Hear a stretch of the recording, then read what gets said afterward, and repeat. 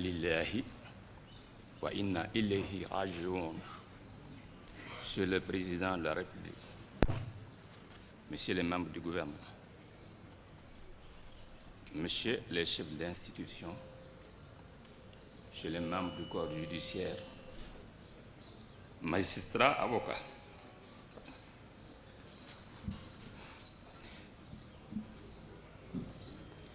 administrateurs, greffiers, notaires et huissiers, Messieurs les chefs religieux et coutumiers. Nous allons mener le cercueil d'abord. Comment?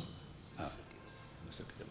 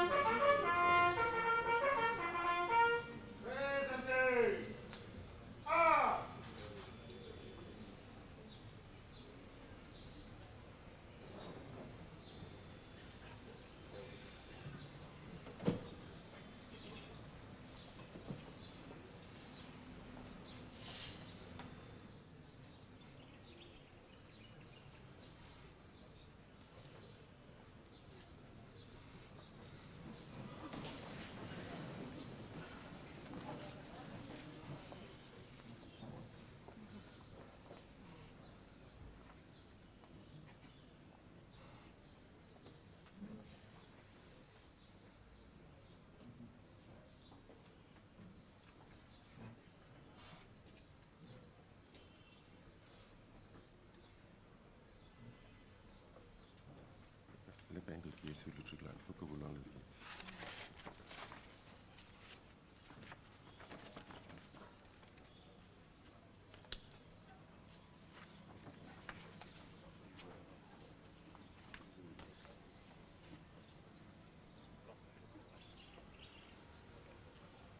Monsieur le Président, je vais vous annoncer. Attendez, je vais annoncer.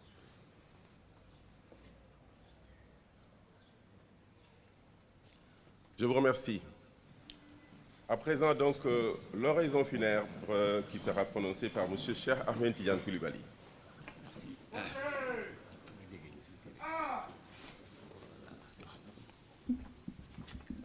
Monsieur le Président de la République, Messieurs les membres du gouvernement, Messieurs les chefs d'institution, Messieurs les membres du corps judiciaire, magistrats, avocats, administrateurs de greffe, greffiers, notaires et huissiers, Messieurs les chefs religieux et dignitaires coutumiers, les épouses, enfants et amis de président Mamadou Badio Camara. Kullu nafsin sa'iqatil maut. Toute âme goûtera à la mort.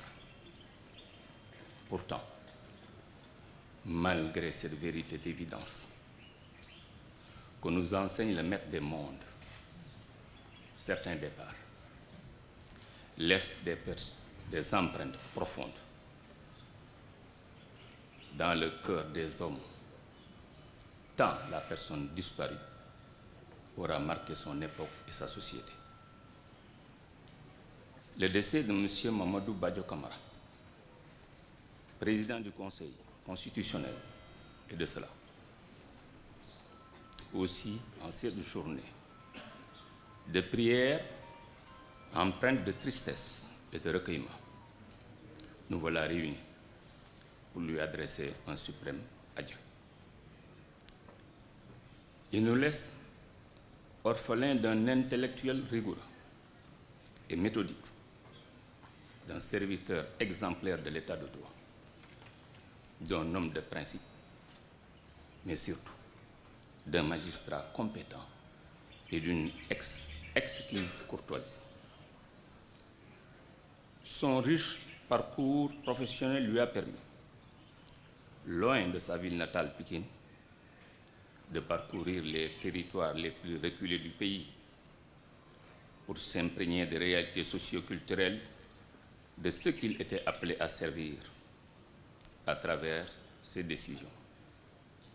Ce parcours lui a également permis de connaître la réalité de toutes les fonctions qu'un magistrat est appelé à occuper, ce qui le prédisposait naturellement à assumer avec succès les hautes fonctions qui ont couronné sa riche carrière.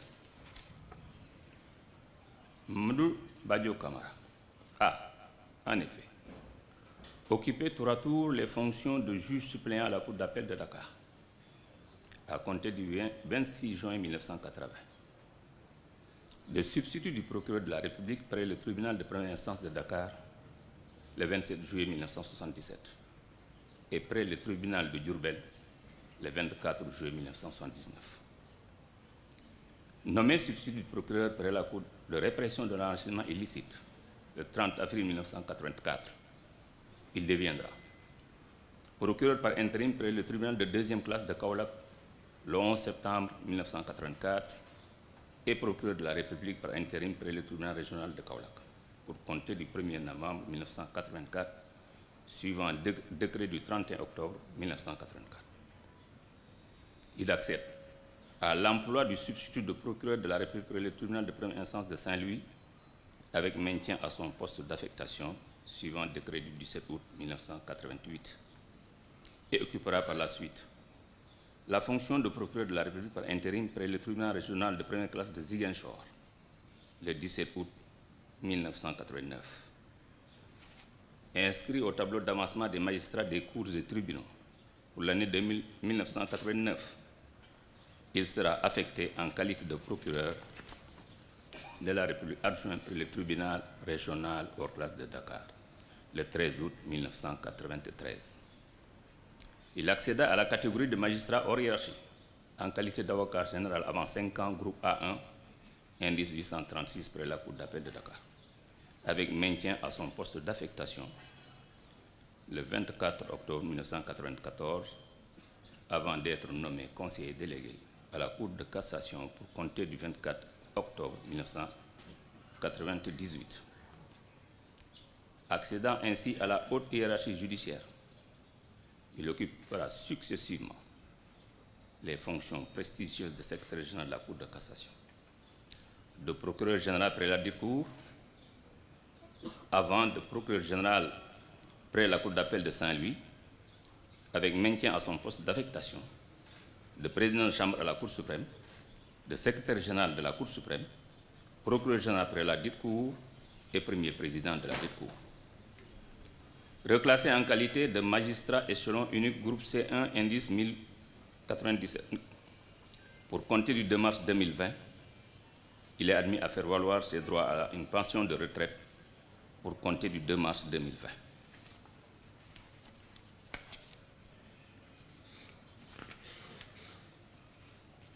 La République fera à nouveau appel à sa compétence, à son expérience, à travers sa nomination en qualité de juge au Conseil constitutionnel le 26 juillet 2022. Nommé président du Conseil le 1er septembre 2022, il a su à ce poste avec discrétion, élégance, courtoisie, délicatesse, et loyauté et fermeté, veiller à la sauvegarde de notre démocratie, défendre la Constitution, garantir le bon fonctionnement de nos processus républicains, son leadership intelligent, notamment en matière de gestion des ressources humaines, est fondé sur un profond humanisme. Toujours soucieux du bien-être de ses collaborateurs, à tous les échelons, il parvenait à maintenir une atmosphère conviviale et positive dans les juridictions de tous les niveaux qu'il a eu le privilège de diriger. C'est qu'au-delà des magistrats d'exception, il y avait l'homme de culture, humble malgré ses hautes charges, et les succès éclatants qui ont salonné sa brillante carrière, attentif aux autres, profondément humain dans son rapport au monde. Il y avait aussi sa capacité extraordinaire à conserver une lucidité inébranlable et une sérénité olympienne dans les pires zones de turbulence, parvenant toujours, même lorsque tout espoir semblait perdu, à garder le cap malgré les vents contraires. Les nombreux messages et témoignages reçus des juridictions constitutionnelles et des associations internationales de cours constitutionnels du monde entier témoignent de la dimension de l'homme qui, bien au-delà de nos frontières, incarne la force du droit comme rempart de nos démocraties. En ce moment solennel, et en souvenir des immenses services rendus à la nation, nous remettons notre âme à la miséricorde divine, son âme à la miséricorde divine. Qu'Allah subhanahu wa ta'ala l'accueille parmi ses serviteurs vertueux, qu'il lui pardonne ses fautes et qu'il fasse de sa tombe une porte vers les jardins du Firdaus.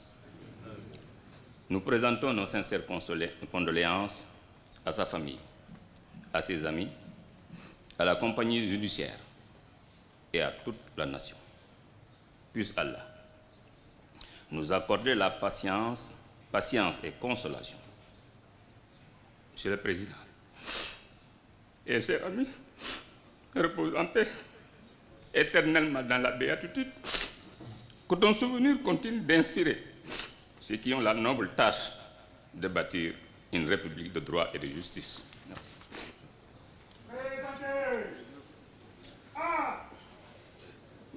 Merci beaucoup.